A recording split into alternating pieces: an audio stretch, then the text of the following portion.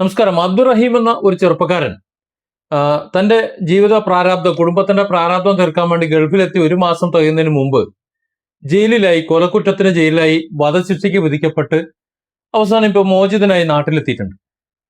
അതിനുവേണ്ടി വധശിക്ഷയിൽ നിന്ന് മോചിപ്പിക്കപ്പെടാൻ വേണ്ടിയിട്ട് മോചനദ്രവ്യം വേണ്ടിയിരുന്നത് എത്ര കോടിയാണെന്ന് നമുക്കറിയാം. 2-3 ദിവസങ്ങൾ കൊണ്ടാണ് അത്രയും പണം മലയാളികൾ കണ്ടെത്തിയത്. മലയാളി പൊളിയാണ്. അതുപോലെ നിമിഷപ്രിയയും അതുപോലെ തന്നെ പ്രവാസിയായി കുടുംബം രക്ഷപ്പെടുത്താൻ അല്ലെങ്കിൽ അവർ കുടുംബസമേതം പോയതാണ്. പക്ഷെ നിർഭാഗ്യവശാൽ അവിടെ കേസിൽപ്പെട്ടു. അവളും വധശിക്ഷയ്ക്ക് വിധിക്കപ്പെട്ട് അവിടെ കഴിയുന്നു. വധശിക്ഷ റദ്ദ് ചെയ്യപ്പെട്ടു എന്നൊക്കെ പറയുന്നുണ്ട്. പക്ഷെ ഇപ്പോഴും ഒരു അനിശ്ചിതത്വം നിലനിൽക്കുന്നുണ്ട്. പക്ഷെ ഇവരൊക്കെ മോചിപ്പിക്കപ്പെട്ട് ഇവിടെ നാട്ടിലെത്തണമെന്ന് നമ്മൾ ആഗ്രഹിക്കുന്നു. ഒരാൾ എത്തിക്കഴിഞ്ഞു.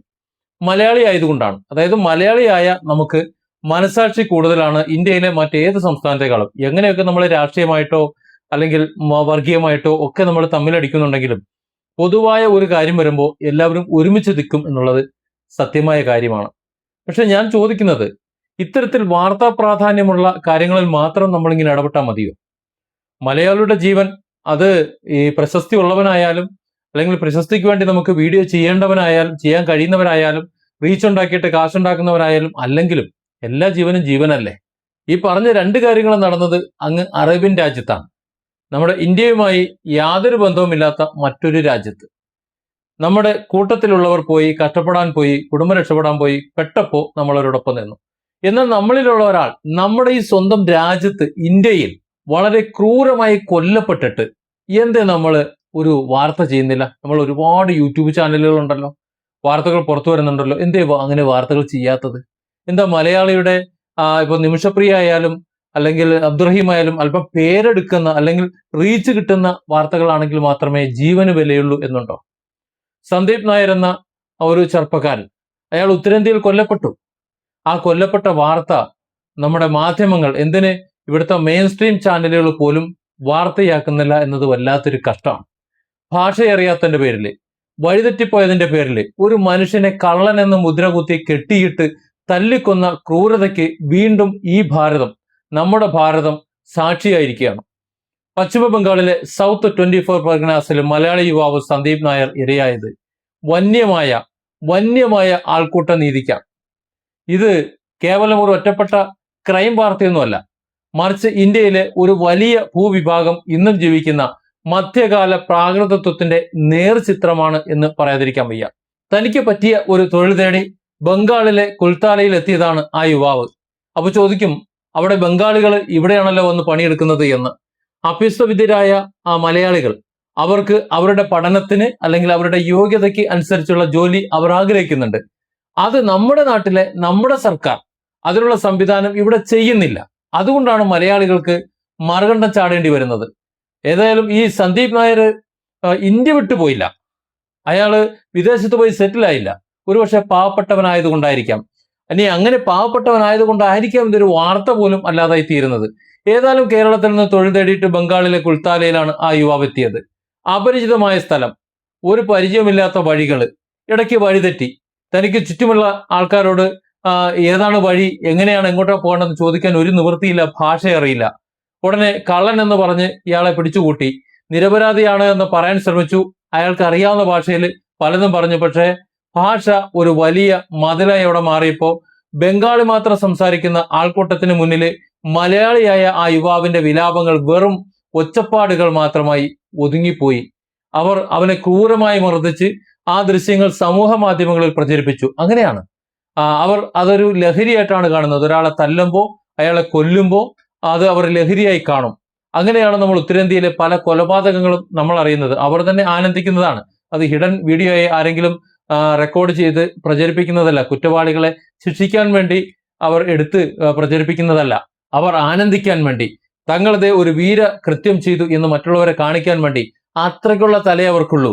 ആ തല കൊണ്ടാണ് വളരെ ക്രൂരമായ ഒരു അന്തരീക്ഷം ഉത്തരേന്ത്യയിൽ ഉണ്ട് എന്ന് നമ്മൾ പറയുന്നത്. ഏതായാലും അവർ ആ ദൃശ്യങ്ങൾ സമൂഹ മാധ്യമങ്ങളിൽ അങ്ങ് പ്രചരിപ്പിച്ചു. അവർ ആനന്ദിച്ചു. മനുഷ്യത്വം തൊട്ടുതിണ്ടാത്ത ഒരു ജനതയുടെ മൃഗീയ വാസനകളുടെ ഇരയായി സന്ദീപ് മാറുമ്പോൾ അവിടെ പരാജയപ്പെടുന്നത് ആധുനിക ജനാധിപത്യ സമൂഹമാണ്, നമ്മളൊക്കെ തന്നെയാണ്.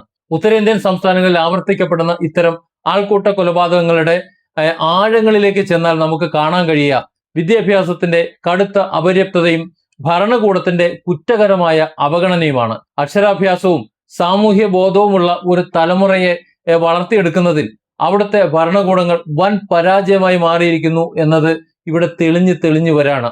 നിയമത്തിന്റെ മാർഗം എന്താണെന്ന് അവർക്കറിയില്ല. ഇത്തരത്തിലൊരു കേസ് വന്നാൽ എന്ത് ചെയ്യണമെന്ന് അവർ ചിന്തിക്കുന്നു പോലുമില്ല. അത് മനസ്സിലാക്കാനുള്ള വിവേകം അവർക്കില്ല.